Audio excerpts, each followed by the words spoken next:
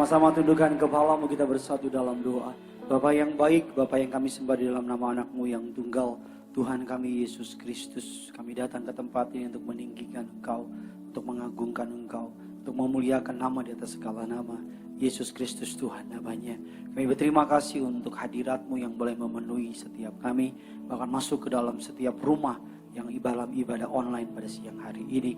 Pakai juga hamba-Mu untuk menyampaikan Injil Kerajaan Surga, menyampaikan kabar baik, agar setiap kata kalimat yang keluar disucikan, dikuduskan, nama Tuhan yang dipermuliakan. Jaringan yang kami pakai disucikan, dikuduskan, internet juga yang dipakai bisa lancar.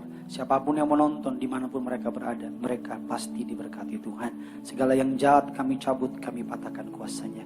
Allah Roh Kudus, Engkau disambut di tengah-tengah kami. Berbicaralah melalui hamba-Mu, nyatakan kebenaran-Mu, nyatakan isi hati-Mu. Di dalam nama Tuhan kami Yesus Kristus, setiap kita yang siap diberkati firman Tuhan, Tiberias, Gading Nias, dan di rumah, sama-sama kita katakan amin. Kita kasih tepuk tangan yang luar biasa bagi Tuhan kita. Silakan duduk kembali saudara. Haleluya, puji Tuhan. Suatu kehormatan yang besar bagi saya untuk bisa kembali melayani saudara pada siang hari ini. Terima kasih kepada Tuhan Yesus Kristus untuk kepercayaannya. Saya boleh melayani pada siang hari ini. Terima kasih kepada Gembala Sidang yang saya hormati dan saya kasihi, Bapak Pendeta Dr. Yesaya Pariaji dan Ibu Pendeta Darniati Pariaji. Terimalah salam dari mimbar ini. Shalom Tiberias. Masih belum semuanya, lantai 3, lantai 4, lantai 2. Shalom Tiberias. Apa kabar semuanya saudara? Tuhan Yesus itu baik, amin. Saya boleh melihat tangan-tangan yang bangga punya Tuhan Yesus bisa lambaikan tangan saudara. Kita kasih tepuk tangan yang luar biasa bagi Tuhan kita. Karena waktunya sudah tidak banyak lagi, kita langsung saja. Bisa tolong ditampilkan di layar tema khotbah saya. Bisa tampilkan di layar, Feed the dog and starve the raven. Kasih makan merpati dalam diri saudara, merpati gambaran Roh Kudus, dan bunuh raven atau burung gagak yang menjadi gambaran iblis. Kita buka dasar firman Tuhan Roma 8 ayatnya yang ke-5 sampai dengan ayatnya yang ke-8. Kita akan baca bergantian, berbalas-balasan. Saya baca ayatnya yang ke-5, sudah baca ayatnya yang ke-6, demikian sampai dengan selesai. Yang sudah di sana, sama-sama dengan saya katakan, saya pasti diberkati. Haleluya, demikian firman Tuhan, sebab mereka yang hidup menurut daging, memikirkan hal-hal yang dari daging. Mereka yang hidup menurut roh, memikirkan hal-hal yang dari roh. 6 saudara.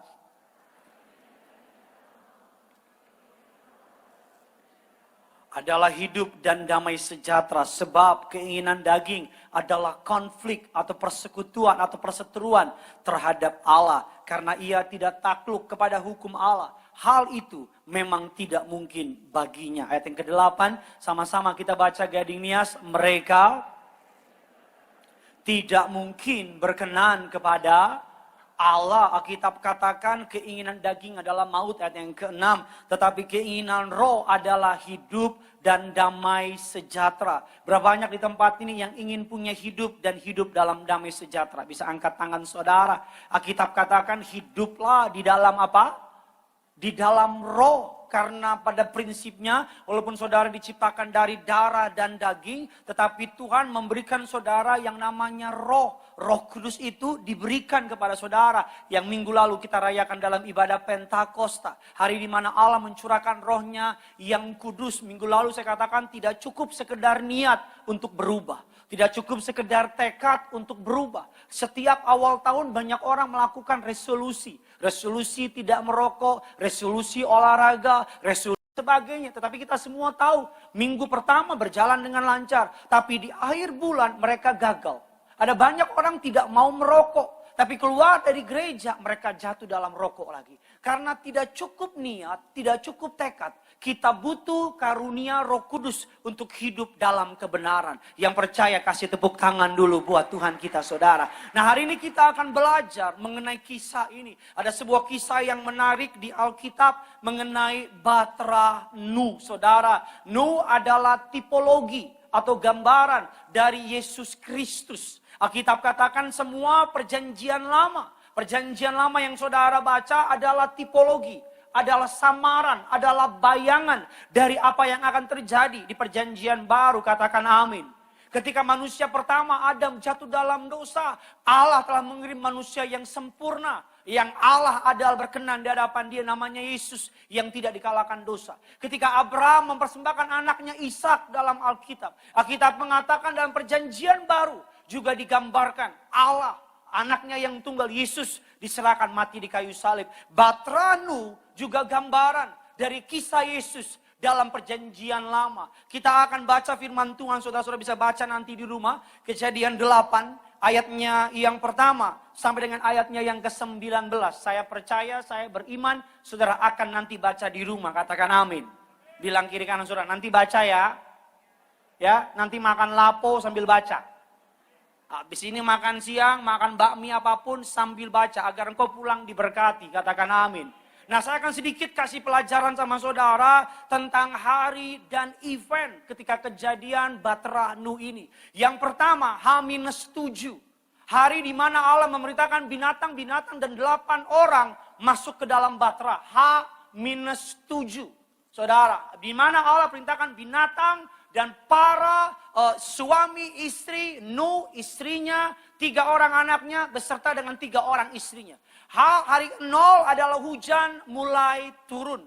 Di hari ke-40 air bah meliputi seluruh bumi. Di hari 150 air menutupi seluruh pegunungan. Air berkuasa atas bumi. Batra mendarat di pegunungan Ararat. Di hari 224 puncak gunung yang lain kelihatan. Di hari 264 melepaskan gagak dan merpati. Di hari 271, Alkitab mengatakan Nuh mengirim merpati untuk kedua kalinya. Di hari 278, merpati dilepas yang keberapa? Yang ketiga kalinya, gambaran Allah Bapa, Putra, dan Allah Roh Kudus Tritunggal. Alkitab katakan 319, air mulai mengering, air mulai surut. 375, tanah mengering. Nuh dan keluarga beserta para binatang keluar dari karantina, keluar dari Batra. Nuh mengalami yang namanya lockdown pertama. Bedanya saudara lockdown sama keluarga, Nuh lockdown sama kebun binatang. Nuh mengalami apa yang saudara alami. Nuh pengen keluar, dia lihat di luar. Masih air memenuhi bumi, dia masuk lagi ke dalam. Dia tunggu 1 bulan, habis nih. Mulai air bah mulai turun. Dia lihat lagi, air masih memenuhi bumi. Mirip seperti kita, ketika pertama kali COVID hit kita. Ketika COVID pertama kali datang, kita pikirkan, nanti nih. Tahun lalu kita kan, nanti nih kita percaya. Pasca COVID berlalu. Yesus sudah mati, bangkit, masih ada COVID. Kita bilang, oh nanti bukan Paskah. Oh kita bilang Natal nih. Natal. Pasti COVID berlalu. COVID, Natal sudah berlalu. COVID masih ada. Kita punya iman. Awal tahun 2021, COVID stop. Awal tahun COVID masih ada. Bahkan kita bilang, oh nanti nih ada vaksin. Mantap nih vaksin nih. Asik travel lagi, jalan-jalan lagi. Ternyata vaksin sudah disuntik. Dan ternyata ada varian baru. India, Afrika Selatan, Jepang. Saudara nggak baca film ya? Nggak baca TV ya? Kok kayak nggak ngerti gitu sih? Amin. Sampai kita udah capek. Terserah kau lah COVID. Sudah nggak peduli gue sama kau. Gak usah pusingin COVID. Anak Tuhan dijaga oleh Tuhan. Kasih tepuk tangan buat Tuhan kita. Amin saudara. Nah apa yang kita akan pelajari hari ini? Kita akan pelajari yang pertama ketika kita bicara mengenai kita lihat firman Tuhan. Injil Matius 24 ayat ke-37 dan ke-39. Sebab sebagaimana halnya pada zaman Nuh. Demikian pulanya halnya kelak pada kedatangan anak manusia. Sebab sebagaimana mereka pada zaman sebelum air bah itu. Makan dan minum, kawin dan mengawinkan. Sampai kepada hari Nuh masuk ke dalam Batra. 39 sama-sama kita baca dan...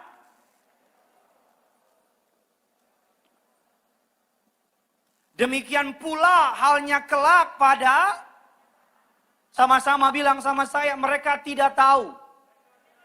Yesus menjawab akhir zaman akan persis seperti zaman Nuh. Apa? Orang akan sibuk dengan kepentingannya. Kawin, mengawinkan, kejar karir, kejar bisnis, bangun usaha. Anak-anak muda akan disibukkan dengan yang namanya angka. Kita berpikir mengenai capitalize, kita berpikir mengenai monetize. Everything is about number. Kita sibuk cari duit, kita sibuk mencapai tangga kesuksesan. Sampai-sampai kita lupa Tuhan mau datang. Amin. Di zaman Nuh semua dibikin sibuk. Senjata terbesar iblis di akhir zaman bukan penyakit. Senjata terbesar iblis di akhir zaman ini bukan kemiskinan. Tapi senjata terbesar iblis di akhir zaman adalah kesibukan.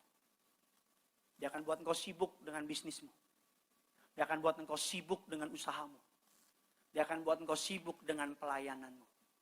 Sampai-sampai engkau gak punya waktu buat Tuhan.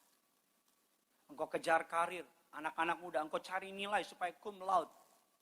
Engkau kejar supaya dapat pasangan dan sebagainya. Engkau tidak melihat tanda-tanda zaman. Batra Alkitab gambarkan. Alkitab Batra digambarkan. Kalau kita bicara mengenai Batra. Batra adalah gambaran Injil.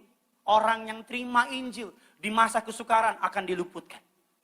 Batra adalah gambaran darah Yesus. Orang yang terima darah Yesus di masa kesukaran akan dilindungkan. Batra adalah gambaran yang terakhir apa? Gerejanya yang kudus. Ketika Allah menyiapkan Nuh untuk membangun Batra 120 tahun. Nuh membangun Batra. Kalau saudara baca ayat selanjutnya, Allah memperpanjang usia manusia 120 tahun. Apa artinya?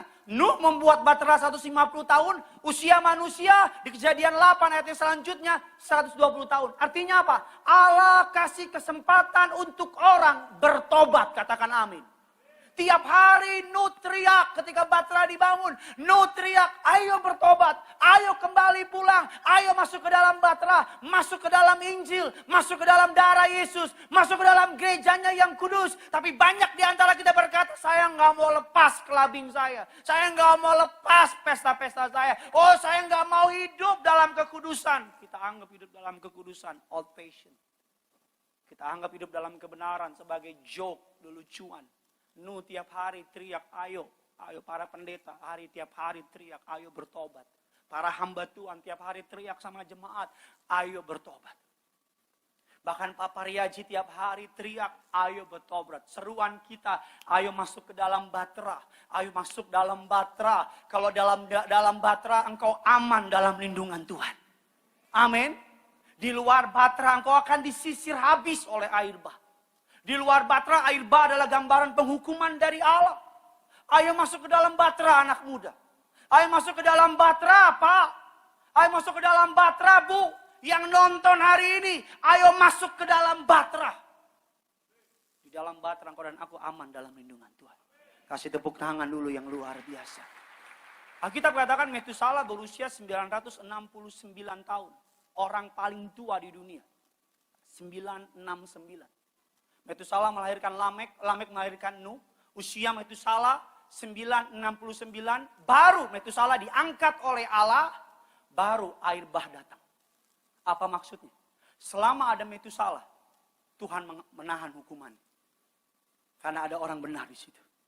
Tuhan tungguin bertobat. Bahkan Tuhan perpanjang usia Metusala 969 supaya bertobat, supaya kembali kepada Tuhan. Tapi Tuhan lihat makin lama makin ngaco nih manusia. Tuhan lihat makin lama makin gak tahu malu nih manusia. Tuhan lihat makin lama manusia makin gak benar hidupnya. Maka Tuhan angkat Metusala. Metusala meninggal. Baru air bah datang. Tolong tampilkan gambarnya. Mungkin saudara belum makan siang jadi pada diam semua. Ini gambar di zaman yang kiri, zaman Nuh. Nuh ketika ada air bah ini konon katanya dari Sumatera Utara. Oras bah. Nggak lucu, kita paksakan. Pokoknya sampai saudara ketawa, yang penting lucu. Air bah, zaman Nuh. Air bah datang, meliputi seluruh dunia, air bah surut. Nuh dan keluarganya memulai dunia yang baru. Dalam perjanjian sekarang, air bah atau Batra dilambangkan sebagai gereja yang kudus.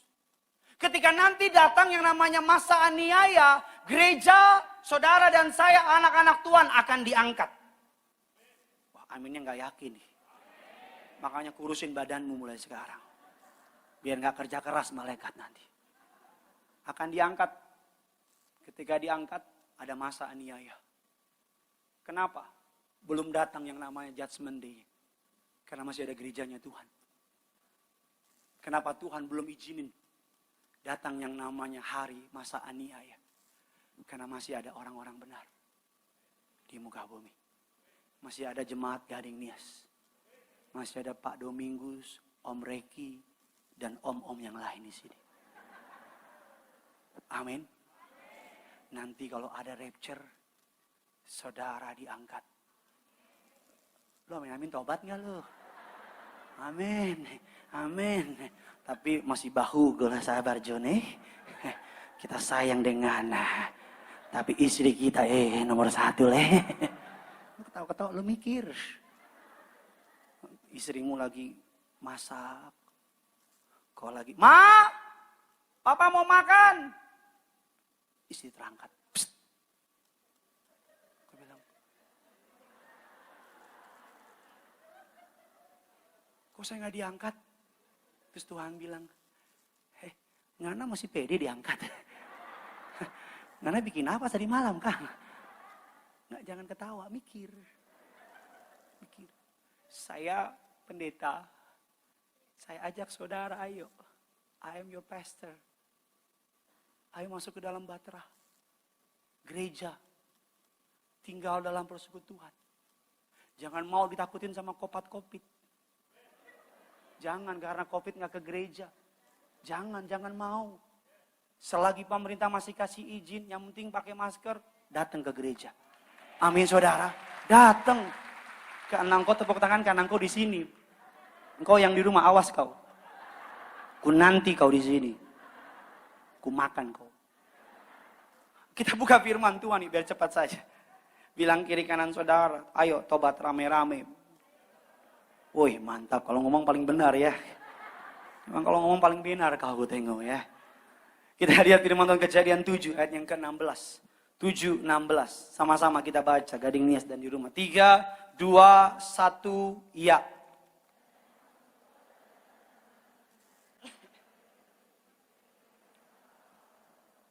Lalu Tuhan di belakang Nuh, 1 Petrus 3 ayat yang ke-20, yaitu kepada roh-roh yang mereka dahulu pada waktu Nuh tidak taat kepada Allah. Ketika Allah tetap menanti dengan apa?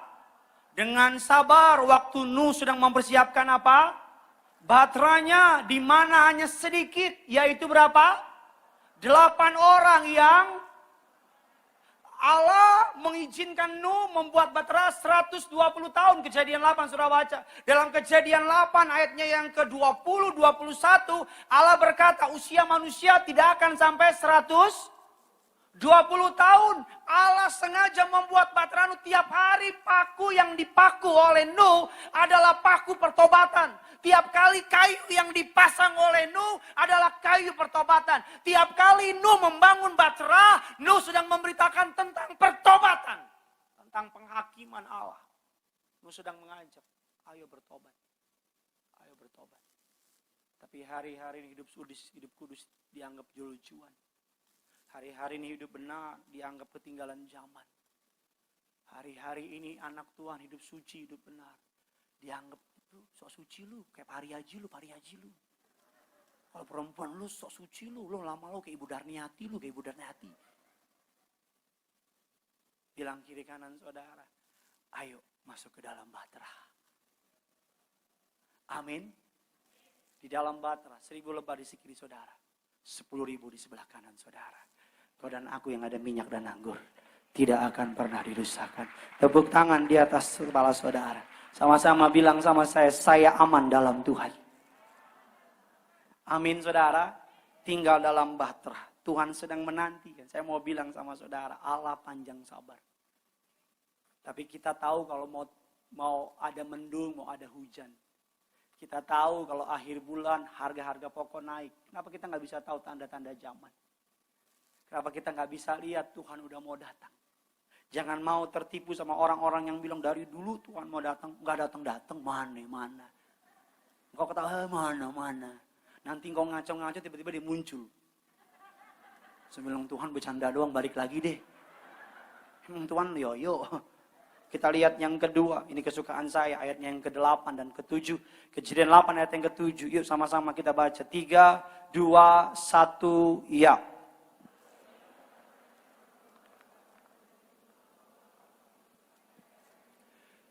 Minggu lalu saya sempat mention sama saudara, bukan tanpa sebab Nuh melepaskan burung gagak. Dalam satu perikop, gagak dan merpati dilepaskan. Ini dua binatang yang amat sangat opposite. Yang satu super hitam, yang satu super putih. Yang satu super liar, yang satu super jinak. Gagak adalah dalam tradisi-tradisi Eropa atau kisah-kisah urban legend. Baik dari Yunani, dari Yahudi dan sebagainya. Gagak adalah gambaran, tolong ditampilkan. Gagak adalah gambaran dari yang namanya kuasa gelap. Gagak adalah gambaran dari yang namanya setan. Gagak adalah gambaran dari yang namanya jiwa yang mati dan terkutuk. Gagak adalah gambaran makhluk pembangkang. Dalam tradisi Yahudi, dalam kitab Talmud. Gagak adalah lambang dari makhluk licik. Dalam tradisi Islam atau Arab, gagak adalah binatang yang menyuruh Kain untuk menyembunyikan mayat dari Habel. Mengapa Nuh memerintahkan gagak dan baru berikutnya merpati? Nuh bukan main asal pilih. Dia lihat ada burung tang ting tung, burung mana yang terbang. Dia lihat burung gereja terbang ke masjid, murtad tuh burung. Enggak. Tapi Tuhan menyertakan Nuh untuk mengirim burung gagak. Yang pertama untuk melihat apakah ada tanah yang sudah kering. Yang kedua, karena Nuh tahu dia setahun lebih dibahtera sama burung itu, sama gajah, macan, singa. Dan Nuh tiap hari kasih makan. Kalau Nuh gak kasih makan, maka binatang karnivora akan makanin tuh burung-burung. Maka ketika bahtera mendarat di pegunungan Ararat, Nuh udah gak ada, singa yang muncul. Ini semua singa nanti sini. Tapi karena Nuh tahu gagak, Nuh melepas gagak. Untuk apa? Karena gagak itu dapat mencium bau bangkai. Gagak dapat mencium darah. Gagak dapat mencium daging yang busuk. Gagak seperti hiu di dalam laut. Dapat mencium ribu atau ratusan kilometer bau darah. Gagak paling suka sama yang busuk-busuk. Bangke kalau anak muda bilang. Bangke lo gitu. Bukan bangkai. Bangkai. Gagak paling suka sama bangkai. Berbanding kebalik dengan merpati.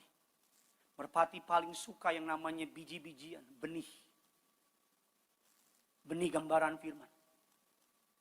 Di akhir zaman, sebagai metafora, Allah akan melepaskan, mengizinkan dua burung terbang di akhir zaman.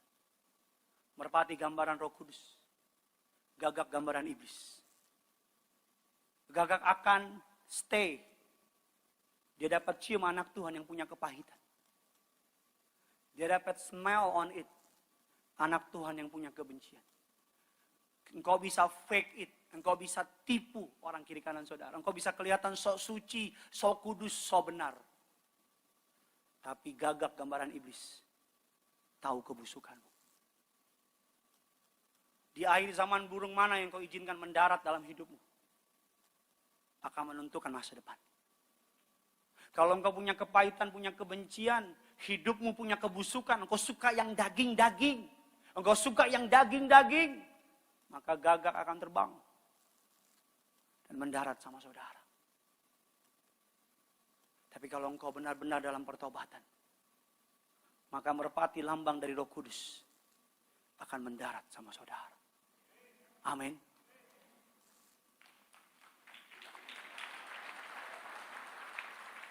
Saya mohon, jangan PHP-in saya lah. Kalau mau tepuk tangan biar kompak, biar mantap. Alkitab katakan gagak binatang yang pulang pergi. Gagak gak pernah masuk ke dalam bahtera, baca Alkitab saudara. Yang masuk ke dalam bahtera, merpati. Gagak keluar, pulang pergi, gak disuruh sama Nuh. Gagak pulang pergi, ini gambaran Kristen-Kristen gagak. Yang kalau hari Minggu dia ke gereja, dia dengar firman. Asik, pendetanya lucu, lumayan ganteng juga sih. Ya suka-suka saya lah. Lucu pendetanya, bagus khotbahnya. Tapi Minggu, Senin sampai Sabtu, terbang ke tempat yang lain. Zina, cabul, dusta, nipu, bisnis nggak benar. Keep doing that. Hari Minggu terbang lagi ke gereja. Tapi tiap kali ke gereja gak ada yang berubah. Cuman pengetahuan yang pertama. Seperti gagak terbang hari Minggu ke gereja. Wah, asik ya khotbahnya. Ku kasih kau yang asik. Tapi Senin sampai Sabtu ke tempat yang lain. Merpati enggak. Dia terbang, dia masuk ke dalam Bahtera. Masuk ke dalam Bahtera. Bahkan Nuh kasih tangannya. Merpati masuk ke dalam tangan. Ditarik, masuk ke dalam Bahtera. Ada banyak Kristen-Kristen gagak yang kenal Tuhan cuma di permukaan, tidak di kedalaman. Ketika Yesus bertemu dengan Petrus, di perahunya Petrus, apa jawab Yesus? Tolakkan perahumu ke dalam. Karena Yesus tahu, di kedangkalan, dia gak bisa buat mukjizat. Di kedalaman, dia bisa buat mukjizat. Ada banyak anak Tuhan, cuma kenal Tuhan di permukaan. Makanya ketika COVID-19 datang, imannya goyah. Ketika ada masalah, mundur dari Tuhan. Makanya sekarang gak ada altar call. Saudara dituntut oleh Allah untuk apa? Mandiri imanmu. Engkau tumpang tangan beriman sendiri. Saudara gak bisa lagi punya iman tebengan. Kalau di gereja semangat nyembah Tuhan, di rumah gak bisa nyembah karena gak ada teman. Engkau gak bisa lagi, engkau perlu punya iman pribadi. Engkau perlu bertumbuh secara pribadi, katakan yes. Amin saudara. Jadi Kristen merpati yang masuk ke dalam kedalaman. Kenal Tuhan dengan kedalaman. Alami, kecap dan lihatlah betapa baiknya Tuhan itu. Rasakan dan nikmati. Dan nikmati. Gagak binatang yang suka berkerumun. Bareng-bareng gagak. Makanya saudara jangan heran kalau lihat orang Kristen-Kristen gagak yang punya kepahitan. Yang gak suka sama saudara. Berapa bulan kemudian, saudara dengar dia temenan sama orang yang gak suka juga sama saudara. Saudara bilang, kok bisa kenal sih mereka? Pernah mikir gitu gak? Jangan heran, karena orang benci, orang kepahitan, gagak tuh saling mengenali sesama gagak. Halo? Shalom, Gak? Saudara pernah gak sih, saya punya teman yang saya tahu dia gak suka sama saya. And out of nowhere, dia tiba-tiba temenan sama orang yang saya nggak tahu mereka kenal. Tiba-tiba bisa connect. Dua orang nggak suka sama saya, bisa sahabatan. Saya tanya, kok bisa kenal sih? Ketika saya baca ayat ini, saya dibukakan oleh Tuhan. Karena gagak ketemu sama gagak. Kuak, kuak, kuak, kuak. Gideon dia, iya, wah. Makanya orang kalau nggak suka sama Tiberias, dia ketemu sama yang nggak suka sama Tiberias. Keluar bikin gereja. Gak lucu ya? Sensitif ya? Tolong dihapus. Orang tuh makanya bahasa Ibraninya rosa. Rombongan sakit hati. Orang tuh kepahitan akan nempel sama orang kepahitan. Orang yang bitter akan ketemu sama yang bitter. Gagak kerumunan. Gagak tuh suka ngais sampah. Gak pernah merpati ngais sampah. Itu merpati hilang identitas. Dia bingung, gue burung apa ya. Terus temannya bilang, hantu. Oh ya hantu. Merpati gak pernah ngais-ngais kotor. Jadi kalau ada anak Tuhan yang masih mengais-ngais kotoran orang, kutak-katik latar belakang orang, nyerang identitas orang, kau Kristen, hantu. Yang ketiga, yang terakhir, kita cepat saja. Saudara diberkati, amin. Alkitab katakan ketika burung merpati terbang, yang kedua, dia membawa daun zaitun yang segar. Saya suka sekali, daun zaitun. Lebih semangat lagi, daun zaitun yang segar. Ini menjadi gambaran, ini menjadi kabar sukacita bagi saudara jemaat Tiberias. Di akhir zaman, di kehancuran air bah, daun zaitun tetap hidup. Zaitun gambaran pengurapan, gambaran orang yang diurapi oleh Allah.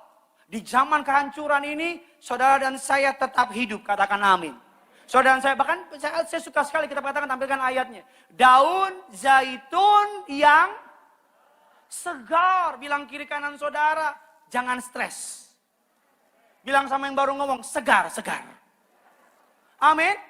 Alkitab katakan engkau menyegarkan jiwaku. Tahu orang segar, tidur nyenyak, makan enak, mandi, keluar rumah orang bilang, kok muka lu seger banget sih? Tapi tahu orang yang gak seger, makan gak enak, tidur gak nyenyak, udah mandi, udah tarik sana, tarik sini. Udah pakai benang layangan dan benang yang lain. Tapi orang bilang, kok muka lo kusem banget sih? Ada seorang jemaat TPKOM, suka ke TPKOM, datang ke Sarbini. Pas Bapak Riaji khotbah. Dia bilang, tuh orang siapa? Jemaat cerita sama saya. Tuh mukanya sinar, terang banget. Bukan karena ada lampu di belakang, bukan. Terang banget. Terus temennya bilang, oh itu gembala gua. Pak Riaji namanya. Saya pernah ketemu sama orang Chinese juga di kota. Dia lihat saya, dia bilang, ini anak nih. Ini mukanya hoki nih. Ini anak gak pernah miskin kayak gini nih. Iya betul. Ini mukanya bagus nih. Cerah. Saya tahu bukan karena saya. Saya daun zaitun yang segar. Amin. Engkau daun zaitun yang segar. Orang resesi, kita anak Tuhan, resepsi. Amin saudara. Orang mengalami kesusahan, saudara dan saya justru mengalami kelimpahan. Orang melayani tekanan dan segala macam, tekanan justru membuat saudara dan saya makin bersinar. Nama Tuhan yang dipermuliakan. Kemuliaan tepuk tangan bagi Tuhan. Yang ketiga, yang terakhir, ini kesukaan saya yang terakhir juga. Kejadian 7 ayat yang ke-7. Masuklah Nuh ke dalam bahtera itu bersama siapa? Anak-anaknya dan istri. Karena apa? Berapa orang yang masuk ke dalam bahtera? 8. Nuh, istrinya, 3 orang anaknya, 3 orang total berapa? 8. Ini gambaran bahwa di akhir zaman keluarga model begini yang Tuhan mau. Suami istri yang cinta Yesus akan melahirkan keturunan yang cinta Yesus. Keturunan yang cinta Yesus akan menarik pria atau wanita yang cinta Yesus. Bahkan binatang pun yang masuk ke dalam bahtera, Alkitab mencatat pasangan. 2 institusi yang Tuhan bangun di Alkitab, cuma 2 institusi. Yang pertama gereja, kepada Petrus, di atas batu karang ini aku mendirikan eklesia. Allah mau tidak dapat mencapai. Yang kedua, family, keluarga. Adam lagi tidur, diambil tulang rusuknya. Diberikannya bangunnya seorang wanita yang diberi nama Hawa. Suami istri. Makanya iblis sedang buat suami istri cekcok. Iblis sedang buat anak berontak sama orang tua. Karena iblis tahu, orang tua yang cinta Tuhan akan menghasilkan keturunan yang cinta Tuhan. Amin. Kita buka satu ayat, maafkan saya. Saya buka ayat ini. Maleakhi 2. Ayat yang ke-13. Dan inilah yang kedua yang kamu lakukan. Kamu menutupi mezbah Tuhan dengan air mata, dengan karena ia tak lagi berpaling kepada persembahan dan tidak berkenan menerimanya dari. Kenapa Allah saking keras? Kenapa Allah keras banget? Rintihan tidak diterima, air mata tidak diterima, tangisan tidak diterima. Jawabannya di ayat yang ke-14, sama-sama kita baca. Dan kamu bertanya, oleh karena apa? Oleh sebab Tuhan telah menjadi saksi antara engkau dan istri masa mudamu yang kepadanya engkau telah tidak setia, padahal dialah teman sekutumu dan istri Seperjanjian ayat yang ke-15, bukankah Allah yang esa menjadikan mereka? Dan apakah yang dikehendaki kesatuan itu? Keturunan. Jadi jagalah dirimu, janganlah orang terhadap istri dari apa? Masa mudanya. Alkitab katakan dalam Keluaran 10 ayat yang ke-10.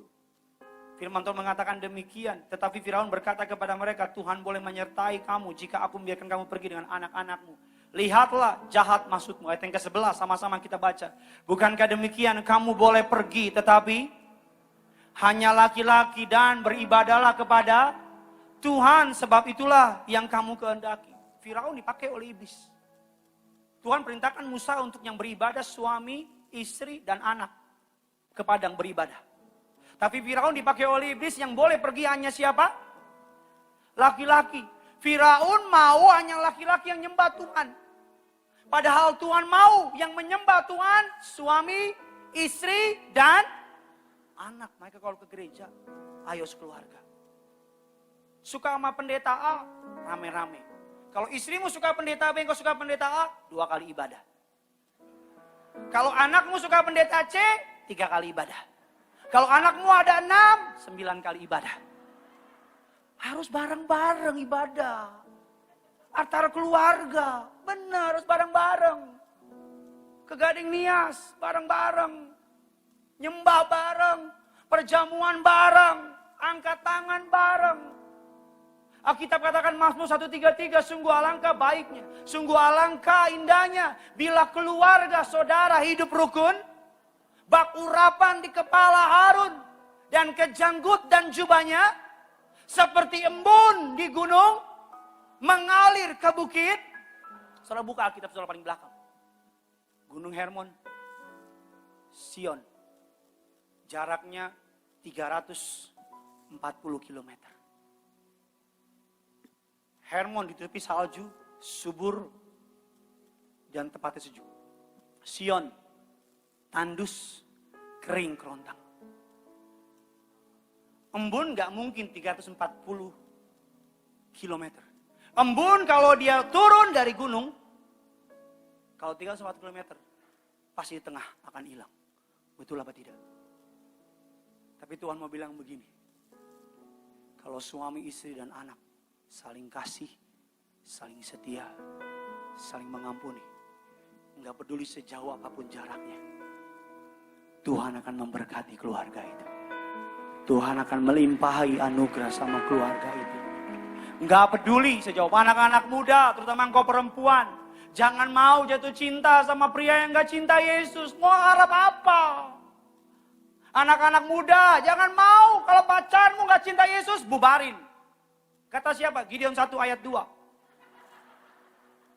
Kalau apalagi engkau perempuan, pria itu imam. Kalau imam gak cinta Yesus, ababil, baperan. Tapi Pak Pendeta dia ganteng, halusnya nyambung sampai bawah. Lo makan tuh bulu.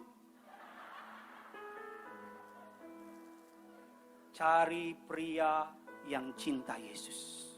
Titik gak ada koma. Tapi Pak Pendeta yang gak cinta saya orang kaya, duit bisa datang. Amin, amin, lu suruh anak lu cari yang lain.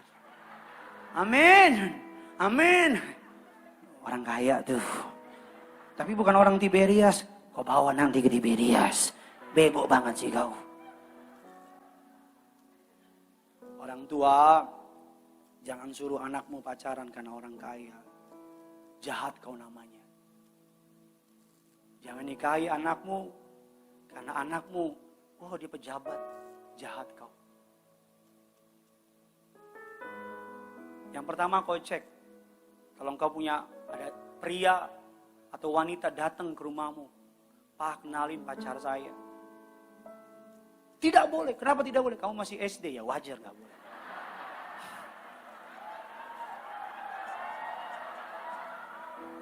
Ada yang begini, ya. Bertobat. Cinta Yesus nomor 1. Tanya sama dia, gereja di mana kau? Tiberias Amang Amantap. Suka ikut siapa kau? Pariaji Amantap. Habis itu siapa? Alek aku orang mantap kau. siapa? Gideon, paling benar itu. Sudah masuk surga kau. Langsung kau kawinkan. Saya simpulkan khotbah saya. Apa yang bisa kita pelajari dari kisah Nuh? Tinggal dalam Batra. Jadi Kristen merpati bukan Kristen gagap. Tuhan mau keluarga diselamatkan. Selamat hari Minggu. Shalom bagi saudara. Bapa dalam surga, dalam nama Yesus, meteraikan firman-Mu bertumbuh berakar berbuah menjadi. Kami bawa korban ucapan syukur kami.